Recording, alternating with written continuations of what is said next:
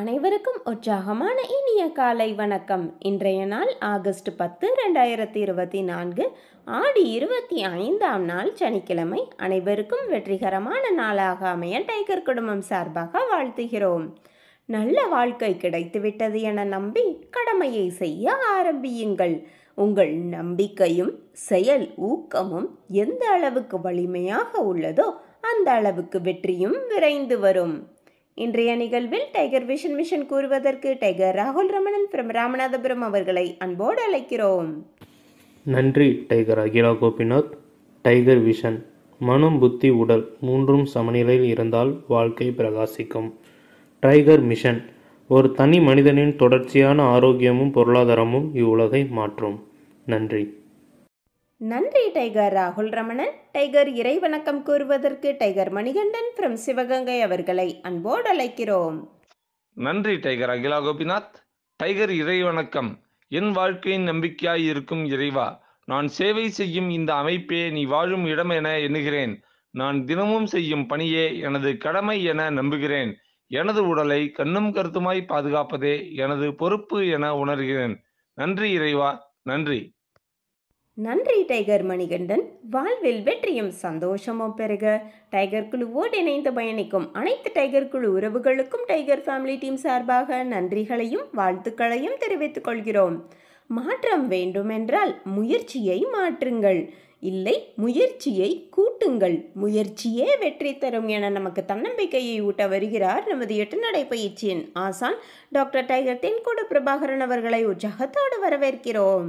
எல்லோருக்கும் இனிய காலை வணக்கம். இந்த அற்புதமான காலை வேளையில் 9 மூட்டுக்களையும் அசைக்கக்கூடிய அற்புதமான பயிற்சிகளை முடிச்சுட்டு 27 முறை சூப்பர் பிரெயின் யோகா அப்படின்னு சொல்லக்கூடிய தோப்பு கரணங்களை முக மலர்ச்சியோட மன மகிழ்ச்சியோடு முடிச்சுட்டு 8 நடப்பதற்காக தயார் நிலையில் இருக்கிறோம். 8 மீது இருக்கிறோம். கிழக்கு மேற்காக நடப்பவர்கள் கிழக்கு திசையிலிருந்து மேற்கை நோக்கியும், தெற்கு வடக்காக நடப்பவர்கள் தெற்கு திசையிலிருந்து வடக்கை நோக்கியும் நமக்கான முதலடி எடுத்து வைத்து நடக்க வேண்டிய தருணம். பேசிக் கோர்ஸ் மற்றும் அட்வான்ஸ் கோர்ஸ், அதாவது அடிப்படை படிப்பு மற்றும் முன்னேற்ற படிப்பு அப்படின்னு நம்ம நேற்றே தமிழில் கொஞ்சம் அதை பார்த்தோம்.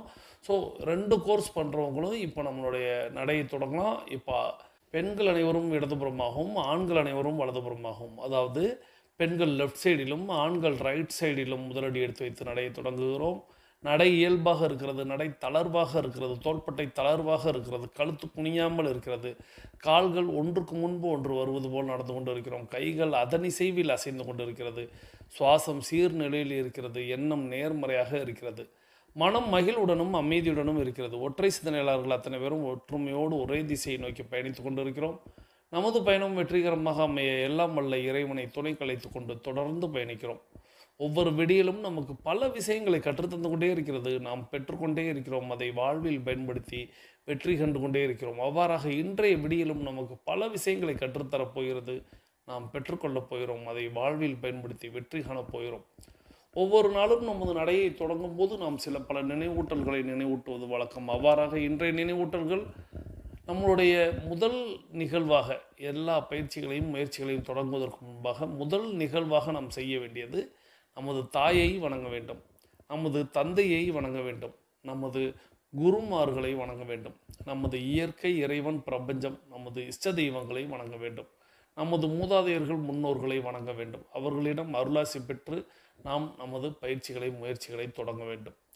இவ்வாறாக தொடங்கக்கூடிய அத்தனை முயற்சிகளும் நிகழ்ச்சிகளும் வெற்றியில் நிறைவடையும் என்பதை மனதில் கொண்டு ஒவ்வொரு நாளும் நம்ம பயிற்சியை தொடங்குவதற்கு முன்பாக, எல்லா செயல்களையும் தொடங்குவதற்கு முன்பாக நாம் முதலில் நாம் இவர்களை எல்லாம் வணங்கி வழிபட்டு அவர்களுக்கு நன்றி கூறி அவர்களிடம் அருளாசி பெற்று அவர்களை நமது வாழ்க்கைக்கு துணையாக இணையாக நமக்கு ஒரு ஊன்றுகோலாக ஒரு தூண்டுகோலாக நம்மளை வழிநடத்த அவர்களை நாம் வேண்டி பயணிக்க வேண்டும்.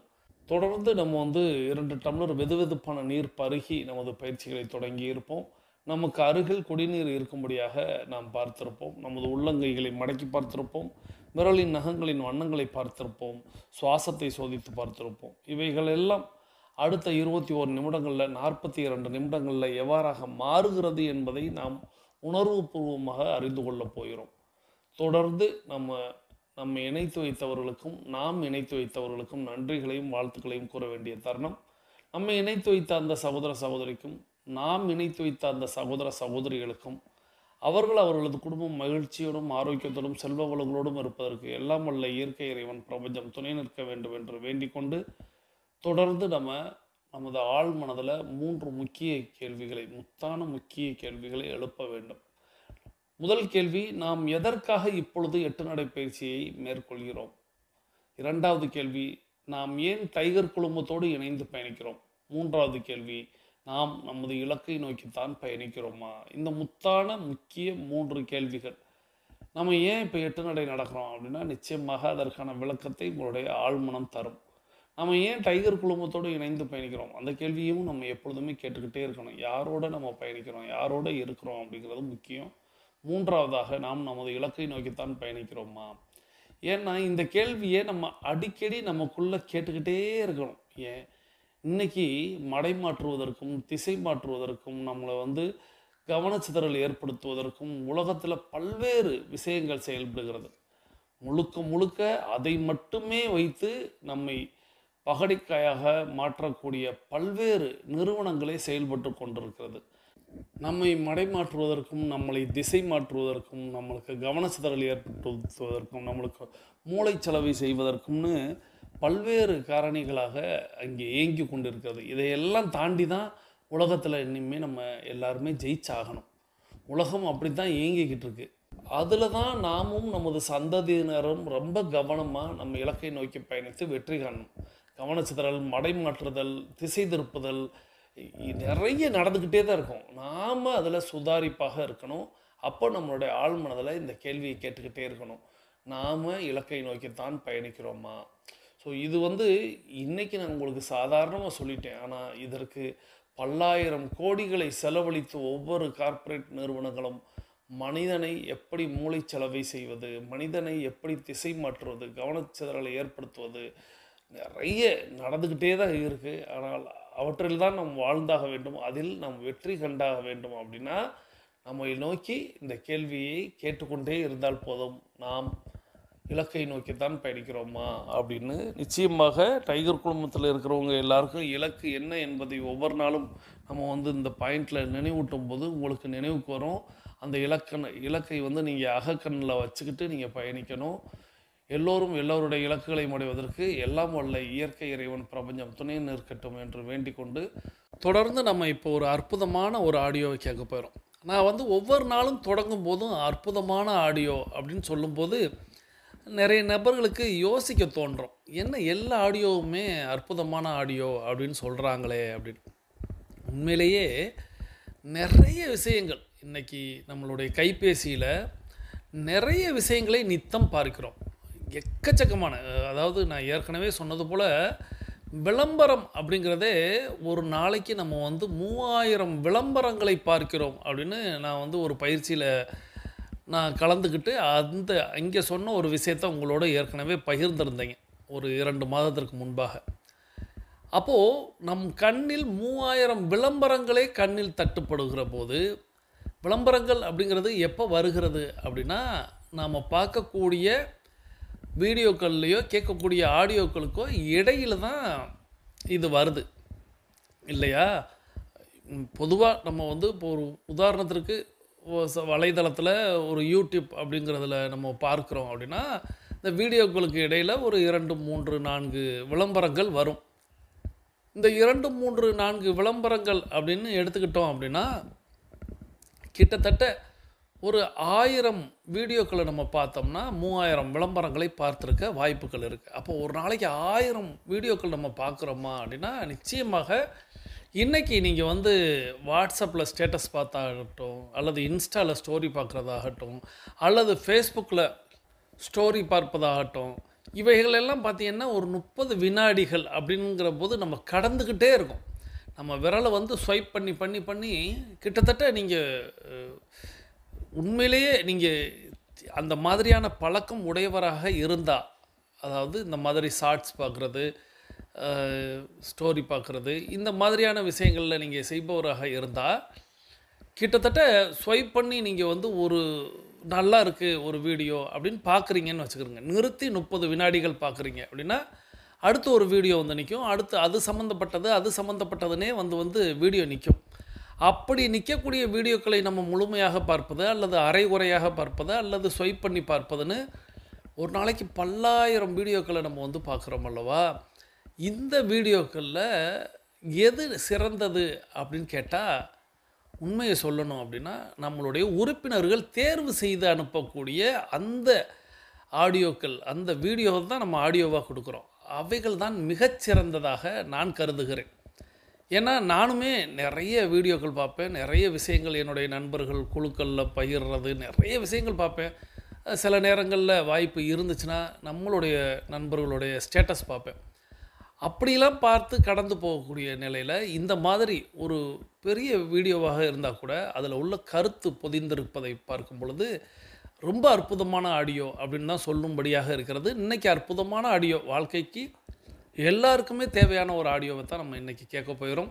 சகோதரி டைகர் மல்லிகா ஃப்ரம் சேலம், இவங்க சேலம் டைகர் கிளப்பில் உறுப்பினராக இருக்காங்க. அந்த சகோதரி நம்மளுக்கு ஒரு அற்புதமான ஆடியோவை தேர்வு செய்து அனுப்பியிருக்கிறாங்க.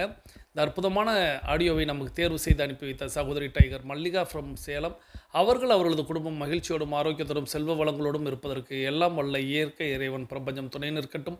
அவர்கள் எண்ணியதெல்லாம் நடக்கட்டும், அவர்கள் கேட்டதெல்லாம் கிடைக்கட்டும், அவர்களது குடும்பத்தில் ஆரோக்கியம் ஆனந்தம் நிலைத்திருக்கட்டும், அவர்களுடைய பொருளாதாரம் உயர்ந்து கொண்டே இருக்க வேண்டும், அவர்களது பணி சிறந்து விளங்க வேண்டும், எல்லாம் வல்ல இயற்கையே இறைவனே பிரபஞ்சமே அதை அவர்களுக்கு நீங்கள் வழங்க வேண்டும் என்று கேட்டு இன்றைக்கி ஆடியோவை நம்ம கேட்க போயிடும். இந்த அற்புதமான ஆடியோவை உங்கள் குழந்தைகளோடு கலந்து உங்கள் குடும்பத்தினரோடு கலந்து கேளுங்கள்.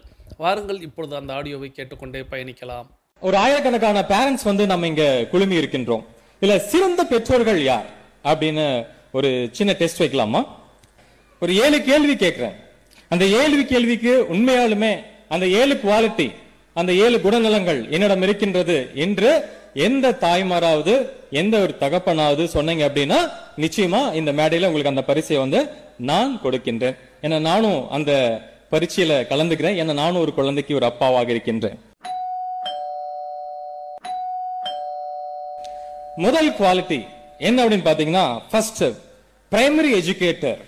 அதாவது உங்களுடைய குழந்தைக்கு நீங்க ஒரு நல்ல முதல்நிலை ஆசானாக இருக்கின்றீர்களா? உங்களுடைய குழந்தைக்கு உங்களுடைய வீட்டிலே கற்றுத்தரக்கூடிய ஆசான்களாக இருக்கின்றீர்களா? அதாவது கற்றுத்தரனா பிசிக்ஸ் கெமிஸ்ட்ரி பயாலஜி கற்றுத்தரது இல்லை, அடிப்படையான திறமைகளை ஃபண்டமெண்டல் ஸ்கில்ஸ் அதை கற்றுத்தரக்கூடிய ஒரு பேரண்டாக நீங்க இருக்கின்றீர்களா? சார் எனக்கு அதுக்கெல்லாம் டைம் இல்லை, நான் ரொம்ப பிஸியா இருக்கேன், பிசினஸ் பார்க்க நேரம் இல்லை, யூனிஃபார்ம் சர்வீஸ்ல இருக்கேன், எனக்கு டைமே இல்லை. அதனால இந்த மாதிரி கேசிடி மாதிரி ஒரு பெரிய ஸ்கூல்ல சேர்த்து விட்டு நாங்க பணம் கட்டிட்டா ஆசிரியர்கள் பாத்துக்குவாங்க. அந்த மாதிரி பொறுப்புகளை நீங்கள் எடுத்துக்கொள்கின்றீர்களா? இல்லை மொத்த பொறுப்புகளையும் இது போன்ற ஆசிரியர்கள் மேல் சுமத்தக்கூடிய பெற்றோர்களாக இருக்கின்றீர்களா?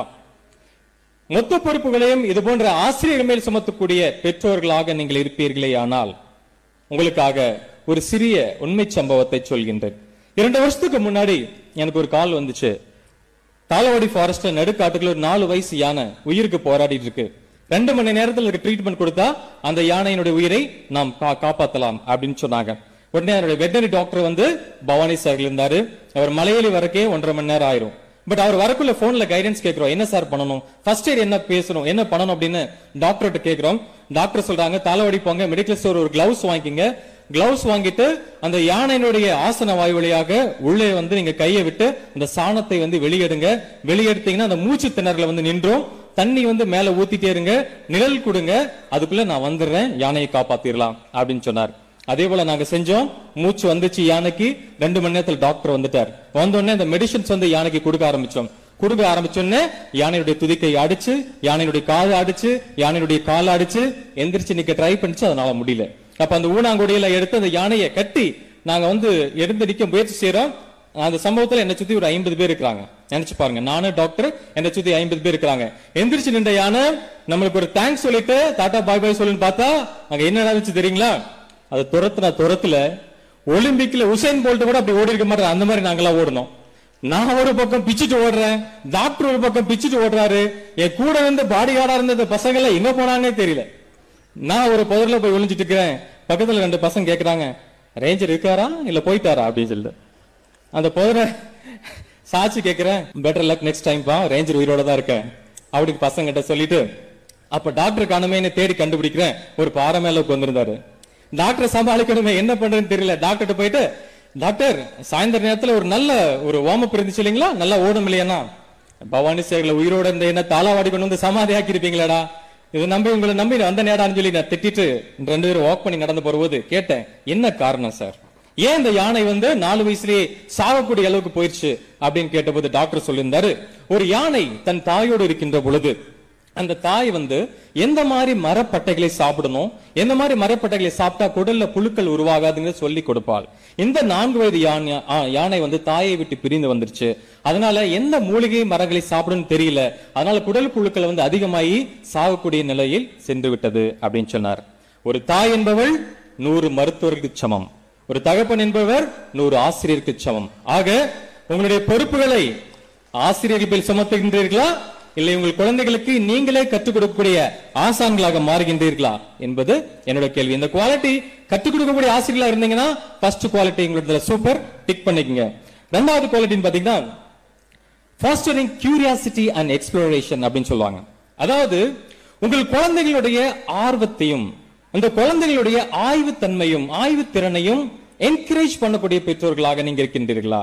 அதாவது 2 வயசு ஆன குழந்தை நடக்க ஆரம்பிச்சு ஒவ்வொரு பொருளா எடுத்து உங்ககிட்ட கேட்கும், அப்பா இது என்னப்பா, அம்மா இது என்னப்பான்னு. நீங்க என்ன பண்ணுவீங்க, குழந்தையோட தலையிலே அடிச்சு எனக்கு ஏகப்பட்ட வேலை இருக்குடா, போல அந்த சைடு போய் புக்க படுறா அப்படின்னு சொல்லுவீங்க. இந்த செந்தில் கவுண்டமணி ஜோக் இல்ல, அண்ணா இந்த பெட்ரூம் லைட் எப்படின்னா எரியுது அப்படின்னு கேட்ட கவுண்டமணி சொல்லுவார் இல்லைங்களா, தம்பி இதுக்கு பேர் தான் மேண்டில், இதுல எப்படின்னா எரியுதுன்னு சொல்லி பொசி கொடுவாரு பாத்தீங்களா. அந்த மாதிரி நீங்க உங்கள் குழந்தைகள் ஆர்வத்தோடு வருகின்ற பொழுது அதை கற்றுக் கொடுக்கக்கூடிய பெற்றோர்களாக இருக்கின்றீர்களா, இல்லை ஆர்வ கோளாறு மாதிரி இருக்காதடா அப்படின்னு சொல்லி உங்க குழந்தைகளை ஒதுக்கி மட்டம் தட்டக்கூடிய குழந்தைகளாக இருக்கின்றீர்களா என்பதை நீங்கள் தெரிந்து கொள்ளுங்கள். அப்படி குழந்தைகள் சந்தேகம் கேட்கிற போதெல்லாம் எந்த தகப்பனும் எந்த தாயும் கற்றுக் கொடுக்கிறார்களோ, தன்னுடைய பணியை ஒதுக்கிவிட்டு அதன் சந்தேகத்தை தீர்க்கின்றார்களோ, அவர்கள் எல்லாம் உண்மையிலுமே ஒரு சிறந்த தாய்மார்கள். இந்த குவாலிட்டி உங்களிடத்தில் இருந்துச்சுன்னா செகண்ட் குவாலிட்டி சூப்பர். 2வது குவாலிட்டியை டிக் பண்ணிக்கங்க. 3வது குவாலிட்டி பாத்தீங்கன்னா டீச்சிங் டிசிப்ளின் அண்ட் எத்திக்ஸ். உங்களுடைய குழந்தைகளுக்கு ஒழுக்கத்தை கற்றுத்தரக்கூடிய, எத்திக்ஸ் என்றால் என்ன, வாழ்வின் நெறிமுறைகளை கற்றுத்தரக்கூடிய பெற்றோர்களாக இருக்கின்றீர்களா? எங்க சார், நான் செல்போன் யூஸ் பண்றதே என்னால் கண்ட்ரோல் பண்ண முடியல, என் பையன் செல்போன் யூஸ் பண்றது எப்படி என்னால் கண்ட்ரோல் பண்ண முடியும்? அந்த காலத்துல எல்லாம் தாய்மார்கள் நிலாச்சோறு ஓட்டிட்டு இருந்தாங்க, இப்ப எல்லாம் என்ன சோறு ஊட்டுறாங்க, மொபைல் சோறு தான் ஊட்டுறாங்க. என் பையன் மொபைல் பார்க்காம சாப்பாடு சாப்பிட மாட்டேங்கிறான். அந்த மாதிரி குழந்தைகளுடைய ஒழுக்கத்தை நாம் எடுக்கக்கூடிய, அதை கண்ட்ரோல் பண்ணக்கூடிய நிலையில நாம இல்லாத ஒரு சூழ்நிலை நம்மிடத்திலே வருகின்றது. ஹைனாஸ் கேள்விப்பட்டிருப்பீங்க, அதாவது கழுதை புலி நம்முடைய தாளவாடி ஏரியால கொஞ்சம் இருக்கு, பவானி சாகர் ஏரியால நிறைய இருக்கு. அந்த கழுதை புலிகளை பாத்தீங்கன்னா ஒரு பெண் கழுதை புலி அந்த குடும்பத்திலே அந்த பெண் கழுதை புலி தான் வழி நடத்தும். வலிமை குறைந்த ஒரு பெண் கழுதை புலியை இருக்கக்கூடிய பவரை விட வலிமை மிகுந்த ஒரு ஆண் கழுதை புலியினுடைய பவர் அங்க குறைஞ்சுதான் இருக்கும். ஓப்பனா சொல்ல போனா பெண்கள் தான் அங்க டாமினேட் பண்ணுவாங்க கழுதை புலிகளை. அவங்களுக்கு ஒரு பழக்கம் இருக்கு, ஒரு இரையை அடிக்கின்ற பொழுது, ஒரு உணவு கிடைக்கின்ற பொழுது யாருமே அதை சாப்பிட மாட்டாங்க. அந்த குடும்பத்தில் இருக்கக்கூடிய அந்த பெண் கழுதை புலி, டாமினேட்டிங் கழுதை புலி தான் முதல்ல அந்த இறை சாப்பிட ஆரம்பிக்கும். அதை சாப்பிட்ட உடனே தான் மற்ற கழுதை புலிகள் எல்லாமே சாப்பிடுவாங்க. இதுதான் ஒரு டிசிப்ளின். இந்த ஒழுக்கம் மனிதர்களாக நம்மிடத்தில் எத்தனை பேர் இருக்கு? நம்ம குழந்தைகளுக்கு அதை சொல்லிக் கொடுக்கிறோமா? அந்த ஒழுக்கத்தை சொல்லிக் கொடுக்கிறோமா? அப்படி கற்றுக் கொடுத்து வளர்க்கிறீர்கள் என்றால், என் குழந்தைக்கு நான் டிசிப்ளின் சொல்லிக் கொடுத்து வளர்க்கிறேன் சார், என் குழந்தைகளுக்கு எத்திக்ஸ் நல்லது எது கெட்டதுன்னு சொல்லி வளர்க்கணும்னா 3வது குவாலிட்டி மிக அருமை. 4வது குவாலிட்டி எமோஷனல் சப்போர்ட்டர்ஸ். உங்க குழந்தைகளுக்கு உணர்வு பூர்வமான ஆதரவாளர்களாக நீங்கள் இருக்கின்றீர்களா? உங்க குழந்தை அழும்போது நீங்க கூட அழுகிறீங்களா? இல்ல அழுகினால் பரவாயில்ல, அந்த அழுகுக்கு காரணம் என்ன என்பதை தெரிந்து கொண்டு அந்த அழுகையை குறைக்க முயற்சி செய்கின்றீர்களா? இல்ல உங்க குழந்தைக்கு கோபம் வரும், உங்க குழந்தை கோபப்படுறது, அந்த கோபத்துக்கு மேல நீங்க அதிகமா கோபப்பட்டு அந்த குழந்தையை அடக்க முயல்கின்றீர்களா? அந்த கோபத்துக்கு காரணம் என்னன்னு நினைக்கின்றீர்களா? 8ஆம் வகுப்பு படிக்கிறதுக்கு மேல உங்க குழந்தைகளுக்கு காதல் வரும், அந்த காதல் வரும்போது ஒரு வில்லன் மாதிரி செயல்படுறீங்களா? அந்த காதல் இந்த வயசுல தேவையில்லை என்பதை ஒரு நண்பன் போல சொல்லி அதை நீங்க கடந்து செல்கின்றீர்களா? இதெல்லாம் முக்கியம். உங்கள் குழந்தைகளுக்கு வரக்கூடிய அனைத்து ஃபீலிங்ஸுமே உங்களுக்கு தெரிந்து அதை நீங்கள் கட்டுப்படுத்த முயற்சி செய்தீர்களே ஆனால் நீங்கள் ஒரு மிகச்சிறந்த ஒரு பெற்றோர்கள். அந்த குவாலிட்டி உங்ககிட்ட இருந்துச்சுன்னா மிகச்சிறந்த பெற்றோர்கள் என்று 4வது கேரக்டர். 5வது கேரக்டர் பாத்தீங்கன்னா சோசியல் ரெஸ்பான்சிபிலிட்டி. அதாவது உங்கள் குழந்தைக்கு சமூக அக்கறை கொண்ட குழந்தைகளாக வளர்க்க நீங்க முயற்சி செய்கின்றீர்களா? பாத்துங்க. அதாவது நான் காட்டுல போறபோது நார்மலா புலி இருக்கிறது எங்களுக்கு தெரியாது, மான்கள் மேய்ஞ்சிட்டு இருக்கோம். அப்ப புலி எங்கிருந்து வருதுன்னு எங்களுக்கு தெரியாது. அப்ப அந்த மானை பிடிக்க அந்த புலி வருகின்ற பொழுது அந்த மான்களுக்கு புலி வருவதை சொல்லிக் கொடுப்பது பாத்தீங்கன்னா மரத்தில் இருக்கக்கூடிய குரங்குகள். அதுக்கு பேர் அலார்ம்ஸ் கால்ஸ் சொல்லுவாங்க. அந்த புலி வருதுனாவே அந்த குரங்குகள் என்ன செய்யும்னா சத்தம் போட்டு அந்த மான்களை அலர்ட் பண்ணிரும். அப்ப அந்த புலியிடமிருந்து மான்கள் தப்பித்துக் கொள்ளும். அதுபோல ஒரு சமூக அக்கறை, ஒரு தன்னோடு இருக்கக்கூடிய அந்த மான்கள் உயிர் காப்பாற்றப்பட வேண்டும் என்ற ஒரு சமூக அக்கறை ஒரு குரங்குகளுக்கு உண்டு. மனிதர்களாகிய நம்மிடத்திலே உண்டா? உங்களுடைய குழந்தைகளுக்கு அந்த சமூக அக்கறையை சொல்லிக் கொடுத்து வளர்க்கிறீர்களா? இருக்கிற இடம் தெரியாம இருந்துட்டு போகணும்னு சொல்றீங்களா? இல்ல சமூக பிரச்சனையை தன் பிரச்சனையாக ஏற்று அதை நாம் கொண்டு வரணும்னு சொல்லி பாக்குறீங்களா? இந்த குவாலிட்டி உங்களோட குழந்தைகளிடத்துல நீங்கள் வளர்ப்பீர்கள். ஆனால் 5வது கேரக்டர் சூப்பர். அடுத்ததாக 6வது இண்டிபெண்டன்ஸ், சுதந்திரம். உங்க குழந்தைகளுக்கு இண்டிபெண்டன்ஸ் கொடுக்குறீங்களா? உங்க குழந்தைகளுக்கு சுதந்திரத்தை கொடுக்குறீங்களா? இந்த குழந்தைங்க என்ன ட்ரெஸ் போடணும், என்ன சாப்பிடணும், என்ன படிக்கணும், 10th படிச்ச என்ன கோர்ஸ் எடுக்கணும், அவன் காலேஜ்ல என்ன கோர்ஸ் எடுக்கணும், எல்லாமே நீங்க தான் டிசைட் பண்றீங்களா? இல்ல உங்க குழந்தை டிசைட் பண்றதுக்கு அலோவ் பண்றீங்களா? சந்தோஷ் சுப்ரமணியம் படத்துல வர மாதிரி அப்பா கேரக்டரா நீங்க இருக்கிறீங்களா? இல்ல அந்த குழந்தை அவ என்ன வேணா படிக்கிட்டு சார் நான் சப்போர்ட் பண்றேன், அவருடைய என்ன கேரக்டர் என்ன திறமைகளை ஐடென்டிஃபை பண்ணி நான் சப்போர்ட் பண்றேன் அப்படின்னு சொல்லக்கூடிய ஒரு குழந்தைகளாக நீங்க இருக்கிறீங்களா? பேரண்ட்ஸாக நீங்க இருக்கிறீங்கன்னா ரொம்ப சந்தோஷம். இங்க பாருங்க, 2 வருஷத்துக்கு அப்புறம் ஒரு புலியானது தன் குட்டியை கூட வச்சுக்கிறது இல்ல, அது தானாக இறையை தேடி அடிச்சு சாப்பிட பழக்கி விட்டுறது. அழகா 2 வருஷத்துக்கு மேல தன் தாயை விட்டு இந்த குட்டியானது பிரிந்து தன்னுடைய வாழ்க்கையை வாழ ஆரம்பிக்கிறது. அவ்வாறு இருக்கின்ற போது உங்கள் குழந்தைக்கான அந்த தனி மனித சுதந்திரத்தை ஏன் நாம் தருவதில்லை? தர முயற்சி செய்யுங்கள். உங்கள் குழந்தையுடைய தனி மனிதத்தை அங்கீகரிங்கள், அந்த சுதந்திரத்தை அங்கீகரிங்கள். அடுத்ததாக 7th point, being a role model. உங்கள் குழந்தைக்கு நீங்கள் ஒரு ரோல் மாடலா இருக்கின்றீர்களா? உங்களோட குழந்தைக்கு நீங்க ரோல் மாடலா இருக்கிறதுக்கு நீங்க ஒரு பெரிய அரசியல்வாதியா இருக்க வேண்டிய அவசியம் இல்ல, நீங்க பெரிய போஸ்டிங் இருக்க வேண்டிய அவசியம் இல்ல, நீங்க ஒரு சினிமாக்காரரா இருக்க வேண்டிய அவசியம் இல்ல, நீங்க மிகப்பெரிய பணக்காரரா இருக்க வேண்டிய அவசியம் இல்லை. மாறாக நீங்கள் ஒரு நல்ல மனுஷனாக இருந்தால் போதும்.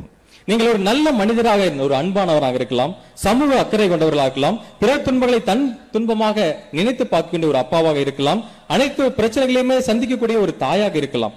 அவ்வாறு நீங்க இருந்தால் உங்கள் குழந்தை உங்களை ரோல் மாடலாக எடுத்து இந்த சமுதாயத்தில் வளர ஆரம்பிக்கும். இதுதான் 7 கேரக்டர். இந்த 7 கேரக்டர், நிறைய கேரக்டருக்கு டைம் இல்ல, இந்த 7 கேரக்டருமே ஒரு பெற்றோராக என்னிடத்துல, ஒரு தாயாக என்னிடத்துல உண்டு, ஒரு தகப்பனாக என்னிடத்துல உண்டு என்று எந்த பெற்றோர்களாவது நினைப்பீர்கள் என்றால் தயவு செஞ்சு கை தூக்கலாம், இல்ல இந்த மேடைக்கு வரலாம். ஏன்னா இருக்கீங்களா? இருக்கிறீங்களா? கை எதுவுமே எலும்பிலையே. முயற்சி பண்றேன்னு சார் சொல்றீங்களா? 1-2 கேரக்டர் குறைவா இருக்கலாம். அவ்வாறு இருந்தால் தயவு செய்து முயற்சி செய்யுங்கள். நம் குழந்தையை நாளைய சமுதாயத்தில் மிகப்பெரிய ஆட்களாக மாற்றக்கூடிய ஒரு மிகப்பெரிய பொறுப்பு நம்மிடம் உள்ளது என்பதை தெரிவித்து என்னுடைய உரையை முடிக்கிறேன். நன்றி. இந்த அற்புதமான ஆடியோவை கேட்டு முடிக்கவும் நீங்கள் நான் சொன்னது சரிதான் அப்படின்னு ஏற்றுக்கொள்ளும்படியாக இருந்திருக்கும். அற்புதமான ஆடியோ. இந்த அற்புதமான ஆடியோவை நமக்கு தேர்வு செய்து அனுப்பி வைத்த சகோதரி டைகர் மல்லிகா ஃப்ரம் சேலம். இவங்க சேலம் டைகர் கிளப்பில் உறுப்பினராக இருக்கிறாங்க. சகோதரி டைகர் மல்லிகா ஃப்ரம் சேலம் அவர்கள் அவர்களது குடும்பம் மகிழ்ச்சியோடும் ஆரோக்கியத்தோடும் செல்வ வளங்களோடும் இருப்பதற்கு எல்லாம் வல்ல இயற்கை இறைவன் பிரபஞ்சத்தை வேண்டிக்கிட்டு உங்களுடைய வாழ்த்து மலைகளையும் சகோதரிக்கு நீங்கள் வழங்கியிருப்பீங்க அப்படிங்கிற நம்பிக்கையோடு இப்போ நம்மளுடைய 21 நிமிட நடையை நிறைவுக்கு கொண்டு வருகிறோம். வாருங்கள் அனைவரும் தொடங்கிய திசைக்கு வந்து விடுகிறோம். கிழக்கு மேற்காக தொடங்கியவர்கள் கிழக்கு திசையிலும், தெற்கு வடக்காக தொடங்கியவர்கள் தெற்கு திசைக்கும் வந்து விடுகிறோம். நமது உள்ளங்கைகளை மடக்கி பார்க்கிறோம், இறுக்கமாக இருக்கிறது. விரலின் நகங்களின் வண்ணங்களை பார்க்கிறோம், சிவப்பு வண்ணத்தில் மாறி இருக்கிறது. சுவாசத்தை சோதித்து பார்க்கிறோம். 2வது நாசியிலும் சூப்பராக சுவாசம் வரக்கூடிய இந்த வேளையில் நமக்கு அருகில் இருக்கக்கூடிய குடிநீரை எடுத்து நிறுத்தி நிதானித்து ரசித்து ருசித்து பருகி கொள்ள வேண்டிய நேரம். நீர் என்பது நாம் ஒவ்வொரு நாளும் நினைவூட்டுறோம். நீரை நிதானமாக பருக வேண்டும். நீரை கடகட மடமடவென்று பருகக்கூடாது. எப்பொழுதுமே அமர்ந்த நிலையில் பருகணும். ஆனால் 8 நடை பயிற்சியின் போது மட்டும் நின்ற நிலையில் 2 வாய் நீர் பருகி கொள்ளலாம். ஸோ நீரை அமர்ந்த நிலையிலும் சரி நின்ற நிலையிலும் சரி நாம் கழுத்தை அண்ணாந்து பருகக்கூடாது. நீரை உள்ளே விடும் பொழுது அண்ணாந்து கொள்ளலாம். ஆனால் இறக்கும் பொழுது, நீரை தொண்டை வழியாக இறக்கும் பொழுது நம்மளுடைய கண் நேராக பார்க்க வேண்டும். அதாவது 90 டிகிரியில் நம்ம பார்க்குற மாதிரி நம்ம கண்களை வைத்திருக்கணும். ஸோ அண்ணாந்து பருகுதல் அப்படிங்கிறது தவறான ஒரு முறை. இல்லை நம்மளுடைய மூதாதையர்கள் கற்றுக் கொடுத்தாங்க. அண்ணாந்து தண்ணீரை ஊற்றணும். ஆனால் குடிக்கும் பொழுது நம்மளுடைய பார்வை அப்படிங்கிறது 90 டிகிரியில் இருக்கிற மாதிரி கழுத்து நேராக இருக்கணும். நீரை நிதானமாக பருகணும். நீங்கள் நீரை அந்த மாதிரி நிதானமாக பருகுறீங்க அப்படின்னா இப்போது தாகம்னு ஒன்று ஏற்படும் அல்லவா? ஒரு சிலருக்கு 1 லிட்டர் தண்ணீர் கூட தாகத்தை அடக்காது. ஆனால் இந்த மாதிரி பருகுனா அவங்களுக்கு 100, 200 ml நீரே போதுமானது. அப்போது நம்ம நீரை கடகட மடவென்று எப்போ குடிப்போம் அப்படின்னா தாகம் அடங்காததுனால. ஆனால் தாகத்தை அடக்குவதற்கு அற்புதமான மருந்து நீரை இவ்வாறு பருகணுங்க. நிச்சயமாக நீர் பருகும் பொழுது உங்களுடைய கவனம் நீரில் இருந்திருக்கும். நீங்கள் நீரில் மட்டும் கவனத்தை வச்சுருந்தீங்கன்னா மீண்டும் கொஞ்சம் 1 நிமிடம் முன்னாடி போய் நீர் பருகும் முறையை மீண்டும் தெரிந்து கொள்ளலாம். இப்போது நம்ம கமெண்ட் பதிவிட வேண்டிய நேரம். கருத்து பதிவிடுதல் அப்படிங்கிறது நம்ம எல்லாருமே தொடர்ந்து செய்யக்கூடியது ஒரு அற்புதமான செயல். நம்ம எப்படி 8 நடைப்பயிற்சி செய்கிறோமோ, தோப்புக்கரணம் செய்கிறோமோ, சூரிய நமஸ்காரம் செய்கிறோமோ, 9 மூட்டு பயிற்சி செய்கிறோமோ, அஃபர்மேஷன் பண்ணுறோமோ, விசுவலைசேஷன் பண்ணுறோமோ, அதே போல் இந்த கருத்து பதிவிடுதல் அப்படிங்கிறதும் அதிமுக்கியமானது. ஒவ்வொரு நாளும் ஒரு திருப்தியோடு, ஒரு சந்தோஷத்தோடு, ஒரு மகிழ்வோடு நாம் எண்ணியது நடக்கப் போகிறது அப்படிங்கிற ஒரு ஆனந்தத்தோடு நம்ம செய்யக்கூடிய செயல் அப்படிங்கிறது இந்த கருத்து பதிவிடுதல். இன்றைக்கி நம்ம என்ன கருத்து பதிவிட போகிறோம் அப்படின்னா, இன்றைக்கி நம்ம கேட்ட ஆடியோவில் ஒரு அற்புதமான ஒரு 7 விஷயங்களை அந்த ஐயா தெரிவிச்சிருந்தார். அந்த 7 விஷயங்களில் நீங்கள் எந்த விஷயத்தில் சிறப்பாக செய்கிறீங்க?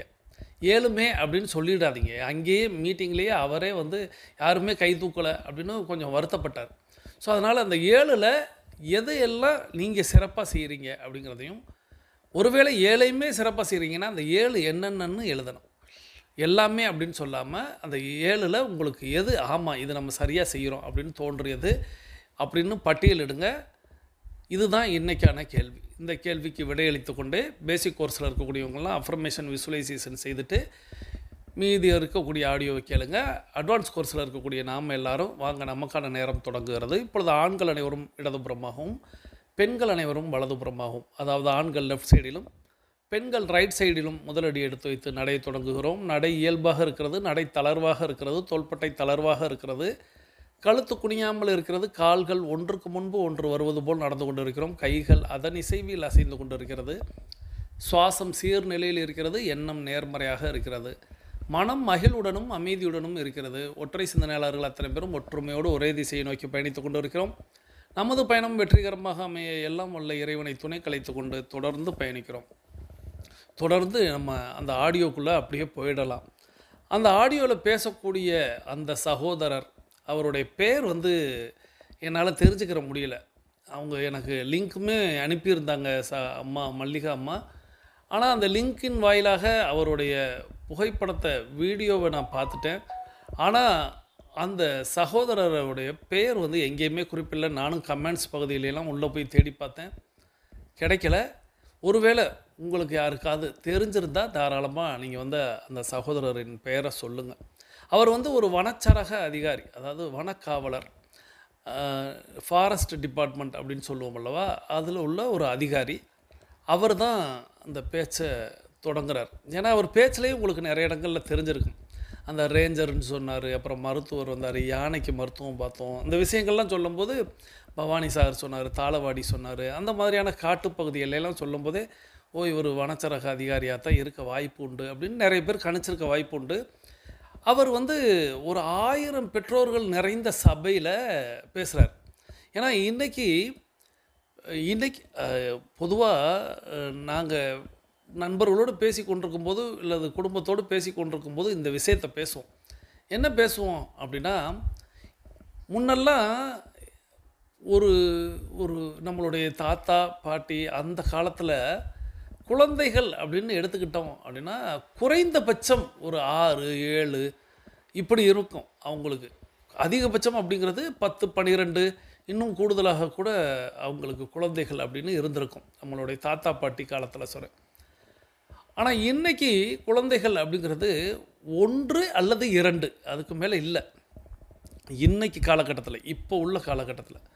ஆனால் இன்றைக்கி உள்ள பெற்றோர்களுக்கு மிகப்பெரிய ஒரு கஷ்டமான விஷயம் என்ன அப்படின்னா அந்த பிள்ளை வளர்ப்பு.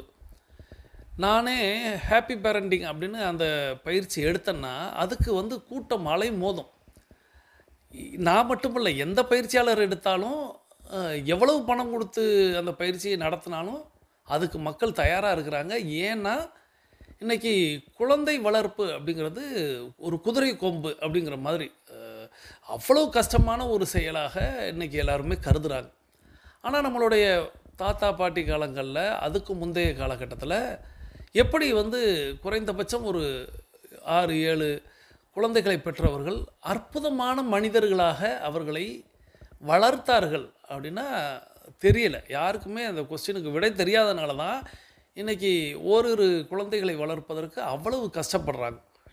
குழந்தையை நல்வழிப்படுத்தி வளர்க்கணும், குழந்தையை ஒழுக்கத்தோடு வளர்க்கணும், குழந்தைக்கு நல்ல படிப்பு வரணும், குழந்தைக்கு எண்ணியதெல்லாம் கிடைக்கணும், கேட்டதெல்லாம் கொடுக்கணும்னு எல்லா பெற்றோரும் ஆசைப்படுறாங்க. ஆனால் நிறைய நேரங்களில் குழந்தைகள் வந்து வழி தவறி பயணித்து விடுகிறார்கள். அதுதான் இன்னைக்கு நடைமுறையில். ஏன்னா ஒரு உதாரணத்திற்கு சொல்லணும் அப்படின்னா, போதை அப்படின்னு ஒரு விஷயம் இருக்கிறது அல்லவா. இன்றைக்கி அந்த சரக்கு அப்படின்னு சொல்லக்கூடிய மது வகையை தாண்டி போதை அப்படின்னு சொல்லக்கூடிய அதுக்கு என்ன சொல்கிறதுனா கஞ்சா போன்ற அல்லது இன்னும் அபின் அல்லது இன்னும்னு மற்ற எத்தனையோ இத்தியாதி இருக்குது. இன்றைக்கி பள்ளி குழந்தைகள் இடத்திலே அது வந்துருச்சு. எல்லா ஊர் பள்ளிக்கூடங்களுக்கும் நம்ம கேள்விப்படாத ஒரு குக்கிராமங்களுக்கு கூட அது குழந்தைகளுக்கு பரப்புகிறாங்க. இது ஒரு தவறான ஒரு உலகமே தவறான ஒரு வழியில் போவதற்கு தெரியுது. ஆனால் அந்த குழந்தை எப்படி கெட்டு போனது அப்படின்னா, இந்த குழந்தை வளர்ப்பு அப்படிங்கிறது இன்றைக்கி வந்து ரொம்ப கஷ்டமான ஒரு விஷயமாக இருக்குது. ஸோ நம்ம எப்படி குழந்தையை வளர்த்தால் குழந்தை ஒரு நல்ல மனிதராக, பிறர் பாராட்டும்படியாக, போற்றும்படியாக, வணங்கும்படியாக அவன் வளர்ந்து நிற்பான் அப்படிங்கிறதுக்கு அவர் வந்து ஒரு 7 கொஸ்டின் கேட்டார். இந்த 7 குவாலிட்டி உங்களிடத்தில் இருக்கிறதா அப்படின்னு ஆரம்பித்தார். ஸோ அந்த 7 குவாலிட்டியை வந்து அவர் குறிப்பிட்டார். பிரைமரி எஜுகேட்டர் அப்படின்னு ஒரு வார்த்தையை முதல் பாயிண்ட்டாக சொன்னார். நீங்கள் நல்ல ஆசானாக உங்களுடைய குழந்தைக்கு இருக்கிறீர்களா? முதல்ல நம்ம குழந்தைக்கு நாம் தான் முதல்ல டீச்சர். மாதா பிதா குரு, அதுக்கப்புறம் தான் குரு. அப்போது இந்த மாதாவும் பிதாவும் தான் நல்ல ஆசானாக இருந்திருக்க வேண்டும். ஃபண்டமெண்டல் ஸ்கில்ஸ் அப்படின்னு சொல்லக்கூடிய அடிப்படை திறன்களை குழந்தைகளுக்கு கற்றுக் கொடுத்துருக்கிறீர்களா? இல்லை சார், எனக்கு நேரம் இல்லை, நான் வந்து ஸ்கூலில் விட்டேன், நல்ல ஸ்கூலில் விட்டுட்டேன், ஸ்கூலில் நான் வேணுங்கிற ஃபீஸ் கட்டிட்டேன், ஸ்கூலில் பார்த்துக்குருவாங்க அப்படின்னு சொல்லக்கூடிய பெற்றோரா நீங்கள் அப்படின்னு கேட்டார். பொறுப்புகளை நீங்களே எடுத்துக்கொள்வீர்களா அல்லது ஆசிரியர்களிடம் ஒப்படைத்து விட்டேன் என்று கூறுவீர்களா அப்படின்னு கேட்டார். அதுக்கு ஒரு அற்புதமான ஒரு கதையை நினைவுக்காக நமக்கு சொன்னார். ஒரு யானை உடல் நிலை சரியில்லாத நிலையில் அவங்க பார்க்குறாங்க. ஸோ மருத்துவர் இடத்தில் சொல்கிறாங்க, மருத்துவர் வருவதற்கு 2 மணி நேரம் ஆகும், அதுக்குள்ளே என்ன செய்யணும் அப்படிங்கிறத மருத்துவர் முதலுதவியாக செய்ய சொன்னார். ஸோ ஆசன வாயில் க்ளவுஸை விட்டு உள்ளே உள்ள சாணத்தை எடுங்க, அது மூச்சு விடும். ஸோ மூச்சு விட்டதுக்கு அப்புறம் சில பல முதலுதவிகளை செய்யுங்க, நான் வந்துடுறேன். வந்து அவர் வந்து மருந்துகளை கொடுத்து அந்த யானை எழுந்து, நம்ம எல்லோரும் நினச்சிக்கிட்டு இருப்போம் யானை நன்றி சொல்லும், துதிக்கையை வச்சு ஆசீர்வாதம் பண்ணணும்னு நினப்போம். ஆனால் அந்த யானை விரட்டில் நாங்கள் உசைன் போல்ட்டை விட வேகமாக ஓடினோம். அவர் அந்த இடத்துல நகைச்சுவையாக சொன்னார். ஆனால் அந்த இடத்துல இருந்த சூழ்நிலையை யோசித்து பார்த்தோம்னா 50 பேர் ஒரு யானை விரட்டுனா எப்படி தறிகெட்டு ஓடுவாங்க. ஸோ அப்படி ஓடி எல்லாருமே ஒளிந்தோம். ரேஞ்சர் இருக்காரான்னு கேட்டாங்க, மருத்துவர் இருக்காரான்னு கேலியாக அவர் வந்து நிறைய விஷயம் சொன்னார். ஆனால் அந்த இடத்துல அந்த நிலையை யோசித்து பார்க்கும்போது அந்த 50 பேர் என்ன சொல்லியிருப்பாங்க, இது தேவையாயா உங்களுக்கு, அது பாட்டுக்கு நோய்வாய்ப்பட்டு அது பாட்டுக்கு கடந்திருக்கும் அப்படி. ஆனால் அவர்களுடைய கடமையை ஆற்றினார்கள். யானைக்கு தெரியாது, அது வந்து ஒரு அறிவு நம்மளோட குறைச்சி அப்படின்னு நம்ம எண்ணி, ஆனால் அதுக்கு நம்ம தயாராக தான் இருக்கணுங்கிற மாதிரி அதிலிருந்து ஒரு பாடத்தை என்ன கற்றுக் கொடுத்தார் அப்படின்னா, ஏன் யானைக்கு இப்படி ஒரு நோய் வந்தது? நம்ம எல்லாரும் சொல்கிறோம், நானே சொல்லுவேன் அடிக்கடி, மற்ற மிருகங்களுக்கெல்லாம் நோய் வருகிறதா அப்படின்னா, நம்ம மனிதர்களுக்கு இவ்வளவு நோய் வருகிறதே அப்படின்னு சொல்லும்போது அவைகள் இயற்கையாக வாழ்கின்றன அப்படின்னு சொல்கிறோம். ஆனால் அந்த இயற்கைக்குள்ளும் பார்த்திங்களா ஒரு விஷயம் இருக்குது அப்படிங்கிறத யானை தன் தாயாரோடு இருந்திருந்தால் அந்த தாய் வந்து கற்றுக் கொடுத்துருக்குமா, எந்த மரப்பட்டையை சாப்பிட வேண்டும், எந்த மரக்கிளையை ஒடிக்க வேண்டும், இலையை திங்க வேண்டும் அப்படிங்கிறது. ஏன்னா அந்த புழு உருவாவதற்கான மரங்களும் உண்டு. அவை யானையோடைய வயிற்றில் போய் குடற்புழுக்களை உண்டு பண்ணி நோயை உண்டு பண்ணும்.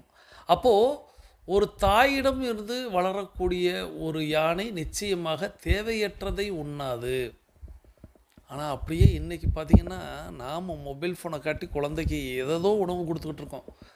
தாயாக இருக்கட்டும், தந்தையாக இருக்கட்டும்.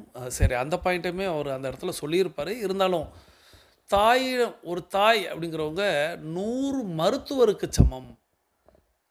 ஒரு தந்தை அப்படிங்கிறவர் 100 ஆசிரியருக்கு சமம் அப்படின்னு சொன்னார்.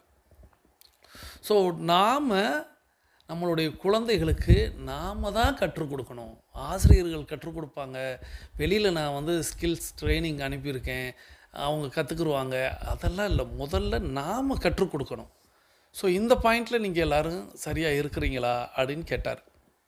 2வது பாயிண்ட் க்யூரியாசிட்டி அண்டு எக்ஸ்ப்ளனேஷன் அப்படின்னு ஒரு பாயிண்ட் சொன்னார். அதாவது ஆர்வத்தையும் ஆய்வுத்தன்மையையும் என்கரேஜ் பண்ணக்கூடியவர்களாக நீங்கள் இருக்கிறீங்களா. நிறைய நேரங்களில் அந்த க்யூரியாசிட்டி அப்படிங்கிறது நம்ம அந்த ஆர்வம் குழந்தைகள் வளரும் பொழுது இதை பற்றி நம்ம கேள்வி அப்படிங்கிற ஏன் என்ற கேள்வி அப்படின்னு ஒரு தலைப்பில் ஏற்கனவே பேசியிருக்கிறது எனக்கு நினைவுக்கு வருகிறது. உங்களுக்கு நினைவுக்கு வருதான்னு சொல்லுங்கள். இந்த கேள்வி அப்படிங்கிறது குழந்தைகளிடத்தில் வளர்ந்து கொண்டே இருக்கும். மனிதர்கள்னாலே கேள்வி அப்படிங்கிறது எழுந்து கொண்டே இருக்கும். குழந்தைகள் பேச ஆரம்பிக்கும் போது ஆர்வமாக ஒவ்வொன்றையும் கேட்பாங்க. இது ஏன் அப்படி, இது ஏன் இப்படி, நிலவு ஏன் இப்படி வருது, எல்லா விஷயமும் கேட்பாங்க. நாம் நமக்கு தெரியலை அப்படிங்கிறத காட்டிக்கிறாமல் முளைச்சி 3 இலை கூட விடலை, அதுக்குள்ளே என்ன இந்த கேள்வி கேட்குற அந்த கேள்வி கேட்குறேன்னா அந்த குழந்தையை கேள்வி கேட்க விடாமல் மட்டப்படுத்துவோம். ஆனால் அதை என்கரேஜ் பண்ணணும். நான் ஏற்கனவே சொல்லியிருப்பேன், இந்த சுவற்றில் படம் வரைதல் அப்படிங்கிறதெல்லாம் என்கரேஜ் பண்ணணும். சூப்பராகடா, செம்மடா, இதுவாடா அதுவாடா, யானையாடா வரைஞ்சிருக்கேன் நம்மளா கேட்க இல்லை குழந்தை சொல்லணும், இல்லை இது யானை இல்லை நான் மான் வரைஞ்சிருக்கேன் அப்படின்னு சொல்லும். ஓ மானாடா சூப்பரா அப்படின்னு சொல்லி அந்த குழந்தையை என்கரேஜ் பண்ணணும். அதை விடுத்து வீட்டை அசிங்கப்படுத்துகிற பெயிண்ட்டு நான் எவ்வளோ காஸ்ட்லி அடிச்சிருக்கேன், என்ன டைல்ஸ் போட்டிருக்கேன், இந்த மாதிரி குழந்தை அதனுடைய க்யூரியாசிட்டியும் நம்ம அழிச்சிடக்கூடாது. அப்படிப்பட்டவரா நீங்கள் அப்படின்னு கேட்குறார். அடுத்து டீச்சிங் டிசிப்ளின் அண்டு எத்திக்ஸ் அப்படின்னு சொன்னார். டிசிப்ளின், குழந்தைகளுக்கு ஒழுக்கத்தை கற்றுக் கொடுத்துருக்கிறீர்களா, நல்ல நெறிமுறைகளை, அதாவது எது சரி எது தவறு அப்படிங்கிறத கற்றுக் கொடுத்துருக்கிறீர்களா. அப்போ தான் இந்த நிலாச்சோறு மொபைல் சோறு அப்படின்னு ஒரு விஷயத்த சொன்னார். நிலாச்சோறு காட்டி நம்மளையெல்லாம் வளர்த்தாங்க. இன்றைக்கி மொபைலில் மொபைலை கொடுத்துட்டா போதும் குழந்தைகள். என் குழந்தை ரைம்ஸ் பார்த்துக்கிட்டே சாப்பிட்டுடும் அப்படின்னு சொல்லுவாங்க. நம்ம சாப்பிடும் பொழுது சாப்பிடணும். நம்மளோட எண்ணம் கவனம் எல்லாம் உணவில் இருக்கணும், உணவின் ருசியில் இருக்கணும். ஆனால் இன்றைக்கி டிவியை போட்டு விட்டு மொபைல் ஃபோனை ஆன் பண்ணி கொடுத்துட்டு குழந்தைகளுக்கு சாப்பாடு கொடுக்குறோம். அங்கேருந்து நம்மளுடைய ஒழுக்க சீர்கேடு அப்படிங்கிறது நடைபெற ஆரம்பிக்கிறது அப்படின்னு சொன்னார். அதுக்கு இந்த ஹைனாஸ் அப்படின்னு சொல்லக்கூடிய கழுதை புலியை எடுத்துக்காட்டாக சொன்னார். தாளவாடி பகுதியிலேயே உண்டு அப்படிங்கிறத, அந்த ஏரியாலேயே உண்டு அப்படின்னு சொல்லிட்டு அதில் பெண் கழுதை புலி அப்படிங்கிறது தான் வழி நடத்தும் அப்படிங்கிற ஒரு பாயிண்ட் சொன்னார். பலம் குன்றியது தான், ஆண் தான் பலம் வாய்ந்தது, இருப்பினும் அங்கே பெண் புலி தான் பெண் கழுதை புலி தான் வழி நடத்தும் அப்படின்னு சொன்னார். சொல்லிவிட்டு இப்போ வேட்டையாடி ஒரு உணவு இருக்குது அப்படின்னா முதல்ல அந்த பெண் புலி தான் சாப்பிடும். அப்படி ஒரு ஒழுக்கத்தை, ஒரு டிசிப்ளினை அவைகள் கடைபிடிக்கின்றன அப்படின்னு சொன்னார். நாம் இன்றைக்கி குழந்தைகளுக்கு ஒழுக்கத்தை கற்றுத்தருகிறோம்னா அதுவும் கொஸ்டின் மார்க் தான். இந்த மாதிரியான நல்ல பழக்கங்களை ஒரு விடிகாலையில் எழணும், அது ஒரு நல்ல பழக்கம், ஒழுக்கம். அதையே நிறைய பேர் ஏன்னா இவங்களுக்காக குழந்தையை கெடுத்து விடுவது. சனி ஞாயிற்றுக்கிழமை என்றால் லீவு, தூங்கலாம் எவ்வளோ நேரம் வேண்டாலும். அப்போ லீவுனாலே தூங்கணும் எவ்வளோ நேரம் வேண்டாம்னாலும் ஒரு பழக்கத்தை கொண்டு வந்துடும். அப்புறம் தூங்கணும்னா லீவு போடலாம்ங்கிற பழக்கம் குழந்தைகள் இடத்தில் வர ஆரம்பிச்சிடும். ஸோ இந்த ஒழுக்கத்தை நம்ம நாம் கடைபிடித்து குழந்தைகளுக்கு கற்றுக் கொடுக்க வேண்டும். ஸோ அடுத்து 4வது பாயிண்ட் அப்படிங்கிறது எமோஷனல் சப்போர்ட்டர் அப்படின்னு சொன்னார். அதாவது உணர்வு பூர்வமான ஆதரவாளராக நீங்கள் இருக்கிறீர்களா.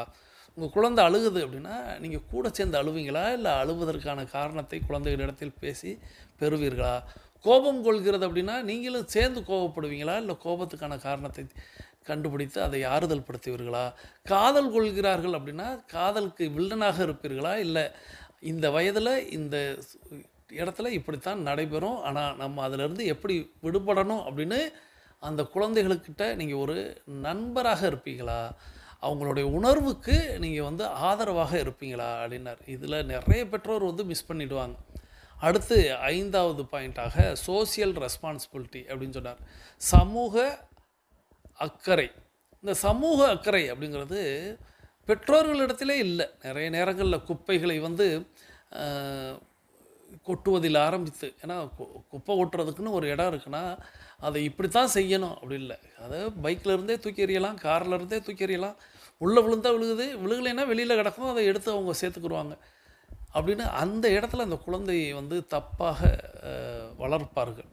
ஸோ சமூக அக்கறை, ஒரு பழமரக்கன்று நடனம் பிறந்த நாள் அப்படின்னா குழந்தைகளுக்கு கற்றுக் கொடுக்கணும். மரம் நடுதல் அப்படிங்கிறது எவ்வளவு நல்ல விஷயம் அப்படிங்கிறத சொல்லிக் கொடுக்கணும். இந்த மாதிரி சமூக அக்கறை இருக்கிற மாதிரி நீங்கள் வளர்க்குறீங்களா, இல்லை இருக்கிற இடம் தெரியாமல் இருந்துட்டு போயிடலாம்னு சொல்லி கொடுப்பீங்களா அப்படின்னு சொன்னார். அடுத்து 6வது இண்டிபெண்டன்ஸ் அப்படின்னு சுதந்திரம் அப்படிங்கிற ஒரு விஷயத்த சொன்னார். குழந்தைகளுக்கு அவர்கள் என்ன எண்ணுகிறார்களோ, அவர்கள் என்ன நினைக்கிறார்களோ அதை நோக்கி அவர்களை பயணிக்க வைப்பீர்களா, அல்லது சந்தோஷ் சுப்ரமணியன் திரைப்படத்தில் மாதிரி அப்படின்னு ஒரு உதாரணத்தையும் சொன்னார். அப்புறம் அவர் புலியவும் சொன்னார். புலினா அவர் வந்து காட்டு இலாக்கா, வன இலாக்கானால அவர் வந்து புலியே சொல்கிறார். நீங்கள் வாட்டுக்க டைகர் அப்படின்னு நினச்சிடாதீங்க. ஒரு புலி வந்து குட்டியை பழக்குவது கற்றுக் கொடுக்கும். எப்படி வேட்டையாடணும், எப்படி பதுங்கணும், எப்போ பாயணும் அப்படின்னு. ஒரு 2 ஆண்டுகள் தான். அதுக்கப்புறம் அந்த குட்டி அதுதான் அதனுடைய வாழ்க்கையை பார்த்து கொள்ளும். ஆனால் இன்றைக்கி நிறைய குட்டிகளை புலி, தாய் புலிகள் அப்படிங்கிறது அப்படி கட்டி காத்துக்கிட்டே இருக்குது. 20 வயசானாலும் 30 வயசானாலும் என் பிள்ளைக்கு ஒன்றுமே தெரியாது அப்படின்னு சொல்கிறது. உண்மையிலேயே ஒன்றுமே தெரியாமல் போயிடும். குழந்தைகளுக்கு கற்றுக் கொடுத்து அவர்களை இந்த உலகத்தை எதிர்கொள்ள செய்ய வேண்டும். இந்த பழக்கம் வந்து சுதந்திரம் அப்படிங்கிற தலைப்பில் சொன்னார். 7வது விஷயம் அப்படிங்கிறது பி ஏ ரோல் மாடல் அப்படின்னு. நீங்கள் ரோல் மாடலாக இருக்கிறீங்களா உங்களுடைய குழந்தைகளுக்கு அப்படின்னு சொன்னார். ஏன்னா நான் இது வந்து விருதுநகரில் இதயம்ஜி ஒரு மீட்டிங் நடத்தியிருந்தாங்க. அந்த மீட்டிங்கில் நான் குழந்தைகளிடத்தில் கேட்ட கேள்வியே இதுதான். உங்களுடைய ரோல் மாடல் யார் அப்படின்னா, அவன் பார்த்தா ரஜினிங்கிறான், விஜய்ங்கிறான், யாரையோ சொல்கிறான். டே உங்கள் அப்பாவை சொல்லணும், உங்கள் அம்மாவை சொல்லணும்டா அப்படின்னு நான் சொன்னேன். ஆனால் இவர் என்ன சொல்கிறாருன்னா, நாம் அப்படி இருக்கணும், குழந்தைகளுக்கு என்னை போல் ஆகணும்னு அவனுக்கு ஆசை வரணும். என் தந்தையை போல் இருக்கணும், என் தாயை போல் இருக்கணும், உண்மையானவங்களாக இருக்கணும், அக்கறை உள்ளவங்களாக இருக்கணும், பிறரை மதிக்கக்கூடியவங்களாக இருக்கணும், பிறர் மதிக்கும்படியாகனவராக இருக்கணும். அப்போது என் அப்பாவை போல் நான் வரணும்னு நாம் அவனுக்கு ரோல் மாடலாக இருக்கணும் அப்படின்னு இந்த 7 விஷயத்த சொன்னார். இந்த 7 விஷயங்களில் ஒரு அற்புதமான ஒரு விஷயம் ஒன்று சொன்னார். அது வந்து சோசியல் ரெஸ்பான்சிபிலிட்டியில் இந்த புலி வந்து மானை வேட்டையாட வரும் பொழுது அதுக்கு வந்து ஒரு அலர்ட் கால் அப்படின்னு சொல்லக்கூடிய ஒரு சமிங்கையை வந்து குரங்குகள் காட்டும். நம்ம பார்த்துருப்போம் நேஷனல் ஜியோகிராஃபிக் இதுலாம். மரக்கிளையை குரங்குகள் ஒரு சத்தத்தோடு ஆட்டிக்கிட்டே இருக்கும். அப்படி ஆட்டும்போது மான்கள் வந்து சுதாரித்து கொள்ளும். இந்த மாதிரி நம்மளுடைய குழந்தைகளை பிறர் மீது அக்கறையோடும் அன்போடும் இப்படி நம்ம வளர்த்துருக்குறோமா அப்படின்னு இந்த 7 விஷயத்த சொன்னார். இந்த 7 விஷயத்தை யார் செய்திருக்கிறீர்களோ அவர்களுக்கு பரிசு தருகிறேன் அப்படின்னு அவர் அந்த இடத்துல குறிப்பிட்டிருந்தார். நிச்சயமாக டைகர் குழுமத்தில் பயணிப்பவர்கள் அப்படிங்கிறவங்க நிச்சயமாக இந்த கேட்டகரியில் எல்லாத்துலேயும் ஃபில் பண்ணியிருப்பீங்கன்னு நான் நம்புகிறேன். இனி வரும் காலத்துலேயும் நம்ம வந்து, ஏன்னா இந்த இடத்துல ஒன்று எனக்கு சிரிப்பு வந்துச்சு. புலி வந்து 2 வருஷம் தான் கற்றுக் கொடுக்கும், அதுக்கப்புறம் குட்டி வந்து அதுவாகவே ஜெயிக்கணும் அப்படின்னு. ஆனால் நான் பல்வேறு 4 ஆண்டுகளாக சொல்கிறேன். ஆனாலும் நிறைய பேர் இன்னும் குட்டி புலிகளாக 1 மாத குட்டிகள் போலவே செயல்பட்டு கொண்டிருக்கிறார்கள் அப்படிங்கிறது மாதிரி தோன்றியது. இந்த அற்புதமான ஆடியோ நமக்கு வாழ்க்கையில் ஒரு பெரிய திருப்புமுனையாக அமைந்திருக்கும். அந்த வன இலாகா அதிகாரிக்கு நமது மானசீக நன்றிகளை தெரிவித்து எல்லாருமே நீங்கள் கமெண்ட் பாக்ஸ்லையும் பதிவிடுங்க. இந்த அற்புதமான ஆடியோவை நமக்கு தேர்வு செய்து அனுப்பி வைத்த சகோதரி டைகர் மல்லிகா ஃப்ரம் சேலம் அவர்களுக்கும் நமது நன்றிகளை தெரிவித்து நம்மளுடைய 42 நிமிட நடையை நிறைவுக்கு கொண்டு வருகிறோம். வாருங்கள் அனைவரும் தொடங்கிய திசைக்கு வந்து விடலாம். இன்றைய நிகழ்வை பற்றின கருத்துக்களை கமெண்ட் பதிவிடுங்க. இன்றைய நிகழ்வு பிடித்திருந்தால் லைக் செய்யுங்க, நண்பர்களுக்கு ஷேர் செய்யுங்க. இப்போ நம்ம எல்லோரும் கிழக்கு திசையை நோக்கி நின்று அஃபர்மேஷன் மற்றும் விசுவலைசேஷனை செய்து இன்றைய நாளை தொடங்க போகிறோம். கூட்டு பிரார்த்தனை. இன்று நம்மோடு இணைந்து பயணித்த அத்தனை அன்பு சகோதர சகோதரிகளுக்கும் அவர்களது குடும்பம் மகிழ்ச்சியோடும் ஆரோக்கியத்தோடும் செல்வ வளங்களோடும் இருப்பதற்கு எல்லாம் வல்ல இயற்கை இறைவன் பிரபஞ்சம் துணை நிற்க வேண்டும். அவர்கள் எண்ணியதெல்லாம் நடக்க வேண்டும், அவர்கள் கேட்டதெல்லாம் கிடைக்க வேண்டும். எல்லாம் வல்ல இயற்கையே, இறைவனே, பிரபஞ்சமே நீ அதை வழங்க வேண்டும். அவர்களது குடும்பத்தில் ஆரோக்கியம் நிலைத்திருக்க வேண்டும், ஆனந்தம் நிலைத்திருக்க வேண்டும், பொருளாதாரம் உயர்ந்து கொண்டே இருக்க வேண்டும், பணி சிறந்து விளங்க வேண்டும், பிறர் பாராட்டும்படியாக அமைய வேண்டும். உங்களுக்கும் என்னுடைய வாழ்த்துக்களை தெரிவித்து மீண்டும் சந்திப்போம், கலந்து சிந்திப்போம். வாழ்க நலத்துடன், வாழ்க வளத்துடன். நன்றி.